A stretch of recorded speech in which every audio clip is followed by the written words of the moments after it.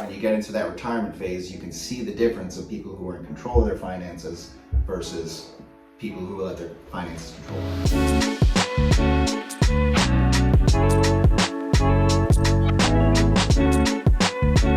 I'm sitting here with Kyle.𝘾𝙤𝙣𝙩𝙖, financial planner. And Kyle, talk about where you work and what you do. Absolutely. How you're able to help. Scott, I really appreciate you having me here today. I am a financial planner. We've got two offices. One's out here in Feasterville, right on top of Scott's. The other one's out in Trooper, a little bit closer to King of Prussia, both in Pennsylvania though. I've been in this, just to give you a little bit of background, I've been doing this for a little over 7 years. I went to college for financial planning. It's always been a passion of mine.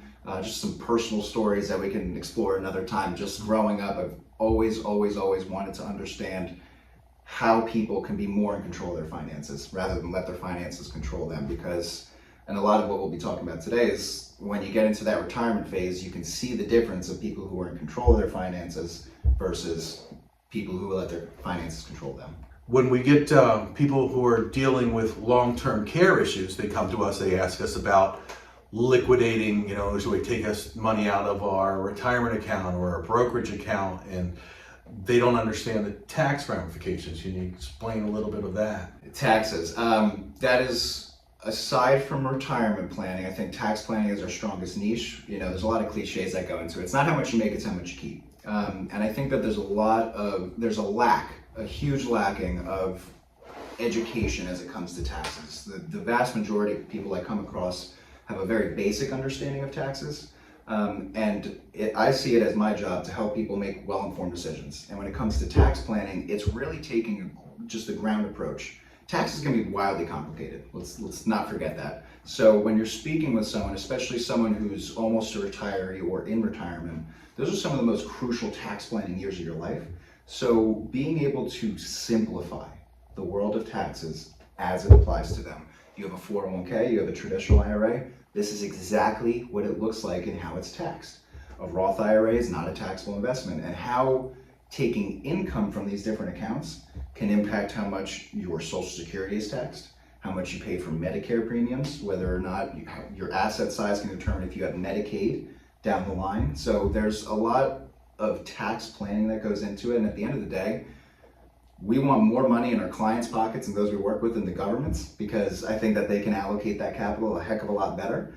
And our job is just to make people more well-informed about the decisions they make and the tax ramifications behind it. In this office, we deal with estate administration after people pass away. So we don't represent beneficiaries, we represent executor. Yes. But sometimes we get beneficiaries who are now all of a sudden going to be getting a good chunk of money that they've never had before. Is that something that you could help with? Very commonly. In an ideal world, if I have a relationship with, say, the parents or the grandparents, we always want to do is do multi-generational planning. Okay. Often, in an ideal scenario, a lot of people leave behind a legacy. And sometimes if the goal is to leave behind a legacy, you want that legacy to be as tax efficient as possible, to be whether it's safe or you want to grow it and take a little bit of risk, but you really want the next generation to understand the intent. Because if I'm leaving you money, it's your money at that point. You can do whatever you like with it, but getting sort of, it's never bad to inherit money, but it coming out of the blue and not having a plan for it, I've seen really good cases of inheritances, and more importantly, I've seen the difficult side of inheritances. And I'll get to the investing portion of it in a moment, but being able to sit down with the kids, the grandkids, and understand the plan. Hey, you are going to inherit X amount. Hey, we're giving this kid the property, and we're going to give you the investment account. I've seen that before. Yeah.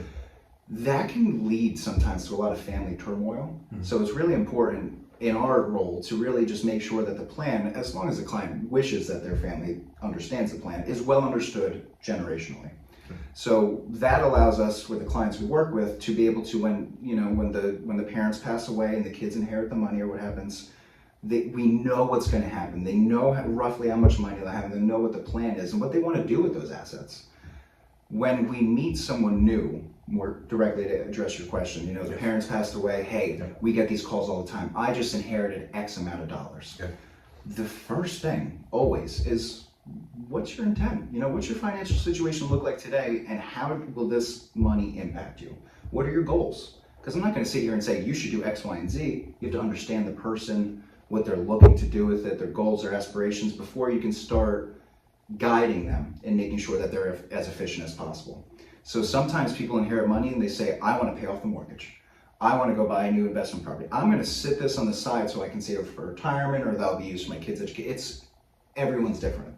So understanding what they're looking to do, and then just making sure that their plan is curated in a way that allows them to do it efficiently.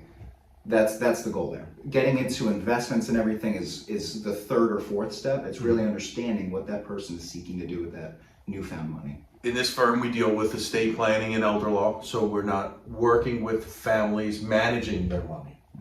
So we do get questions about that all the time. Is that the kind of client that you would be interested in speaking to? Absolutely. Managing money is no easy task, especially in the many different forms that you could have your assets, right? Your assets can be in the form of an annuity. It could be sitting in your bank account. It could be in retirement accounts, just regular brokerage investment accounts. And depending on where that money is, the tax treatment, the liquidity of it, it all has different impacts on your life and different ways of being used. So again, it kind of comes back to sitting down with the client and understanding what your intention is with that money. And it all really just kind of stems from that. It all starts from goal-based planning. Hopefully that helped answer that. No, that's great. Because again, people know what we do here. We deal with long-term care issues. We deal with Medicaid. Of course, at that point, people are spending down their assets. If we're able to do asset preservation, we might be able to maneuver assets from one spouse to another. They may have to liquidate. So it might be a client of yours that's liquidating their investments, but they are reaccumulating them back into their checking account and then have to reinvest. Yes. And those are the kind of things that it's always important that people get the proper guidance on how to do that. There's no doubt about it. And that's why you can't really look at just one component and say, hey, I've got this investment account, what do I do with it? We take a very comprehensive and holistic approach toward it, right? We act as fiduciaries. We always have to put our client's best interest ahead of ours. In order to properly serve anyone, we have to take that comprehensive approach. I can't just look at your investments. I have to look at your cash flow, your income, your expenses, make sure that that's all in line. Are you meeting your retirement goals? Is your estate plan? Do you have an estate plan in place? Tax planning, do you have an accountant? Should you work with an accountant? And just making sure there's all these different areas really integrate to create the financial plan. A lot of times you see, there's a lot of investment managers out there, not financial planners, who hone in on the assets. They do a great job, they can manage the assets, but I think the true value and where the world of financial planning is turning is toward that holistic approach where you become more of a lifestyle manager, a wealth manager, not just an investment manager. Okay, I see that. That makes sense. It's an approach based on the bigger picture rather than just optimizing this one investment. Unequivocally, yes, because at the end of the day, I can always offer recommendations. Okay. I think that the best client to have is a well-informed client. And that's why we always say we lead with education. What's our product? Education is our product. Because if we can educate you in a way that you understand, and we don't bore people, right? Because it's a very complex world. Right. So we have to speak, we don't speak in tongues, we try and break it down very systematically in an understandable way.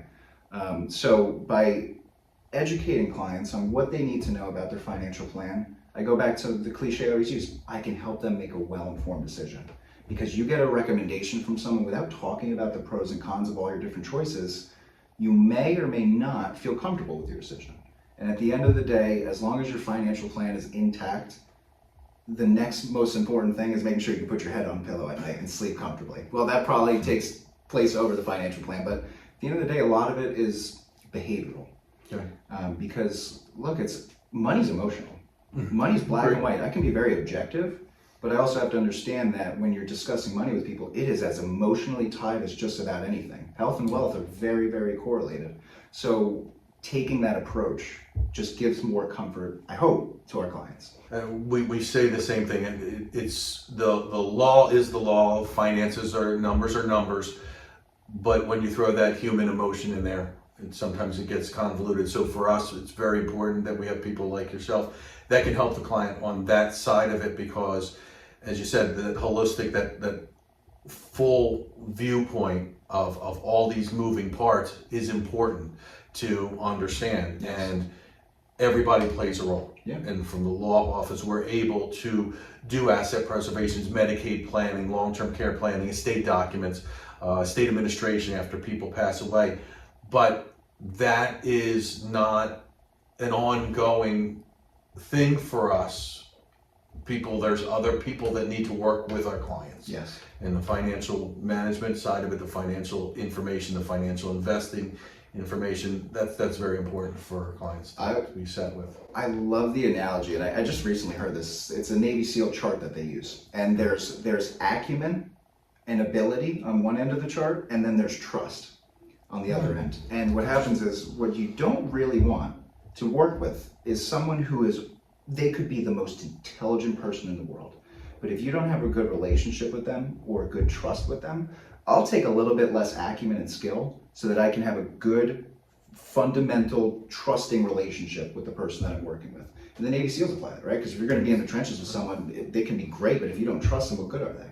So that's a great analogy. It's a very relationship-oriented business, because if you don't like me, if just something about me comes across weird, you may or may not listen as much to me. If you don't think that, or if you think I'm looking at you as a number, I'm not looking at you as a person, right? Yep. The thing that I think makes a financial planner, an estate planning attorney, anyone in their industry truly great is by taking an actual caring approach toward their client. It's not just about how much you pay me. It's about how much value can I provide to you, because that's ultimately why we all got into this, right? Of course you want to make money, it is a means to an end, but I got into this job because I have a true passion, as cliche as it sounds, for helping people. And there's not a lot of financial education and advice out there. So by trying to be that trusting source, I'm not sitting here trying to fit a square peg in a round hole. And there's plenty of people who do that, unfortunately. And that's why, it's really nice that you can come out of meetings sometime. I'm sure you've had it plenty of times. I feel so much better. I trust what I've heard, I understand it, and that is just everything in terms of what we're looking for. I agree, and that's it. We try and do that here as best we can, is to get people to understand what's happening, what's going on around them, which direction this is kind of going for them. Yeah. The emotional part is always going to be there. The fear, the guilt, whatever comes into what they're going through is always going to be there. The family needs to deal with that side of it, but as long as we can make sure that they're able to manage the legal and the financial side of it, then we're accomplishing what we can for the family. At the end of the day, people just want to feel confident. You know why most people recently have been coming to us? Whether they call in, come off our website, referral, almost verbatim, I don't want to do something stupid, or I don't want to make a mistake. Okay. It's just having the confidence in the decisions you make. It really carries a long way. Want to get more information for you? Can you give us your contact information? You can always reach out to us and we'll put you in touch with Kyle. But Absolutely. So my name again is Kyle Ryan. I'm a certified financial planner with Menninger and Associates. We are located in Feasterville and Trooper, Pennsylvania. The phone number to reach us is 610-422-3773. If you ever wanted to shoot me an email, it's Kyle, KYLE.Ryan, RYAN, @M as in Michael, AAplanning.com. great. I appreciate you having me, Scott. It's always a pleasure catching up with you. Great. Thank you for coming out.